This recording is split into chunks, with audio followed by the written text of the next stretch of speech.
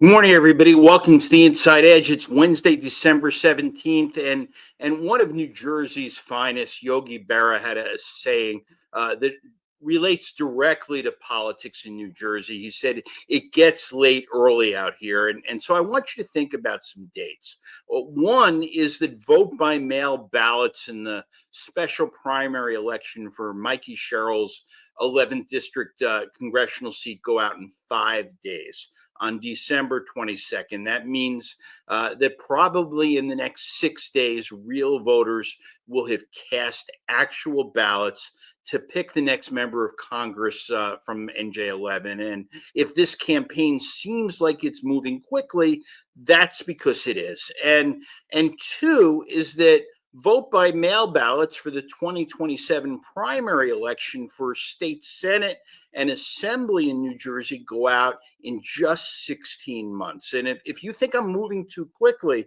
on 2027, especially since the winners of the 25 election haven't been sworn in yet, we are, but with 2-year terms, it really does get late early in New Jersey. And what we saw last June in the is that primaries can really be competitive with no county organization lines. About a quarter of the state's legislative districts face intense competition with relatively close races. Some incumbents lost, others nearly lost. And the biggest change to the map was inadvertent. That came with the lawsuit to overturn the lines, and that is the districts that may have been safe in a general election aren't necessarily secure in a primary. And that, everybody, is the new world order in New Jersey. So expect more primaries in 2027,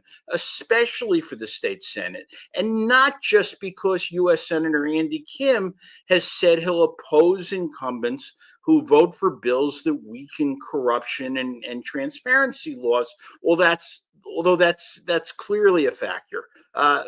Some senators who have relied on the generosity of the line, senators who have become complacent, senators who've squandered years of fundraising opportunities, wasted money on non-vote getting expenditures, senators who stood by and watched the closing of newspapers and have no other viable path to gain name recognition. These senators might suddenly find themselves at risk.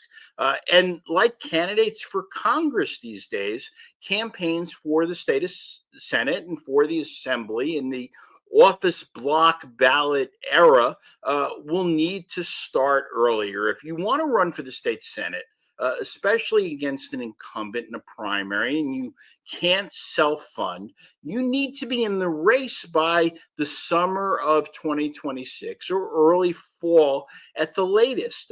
Fundraising takes a lot of time. So does laying the foundations of a campaign and building relationships with voters. So with vote by mail ballots going out on April 24th, 2027, candidates don't have as much time as they think. The filing deadline's only 15 months away, and the days of waiting to see who the party endorses before you make a final decision about whether you're going to run, those, everybody, are over. That's it for today. Thanks for listening.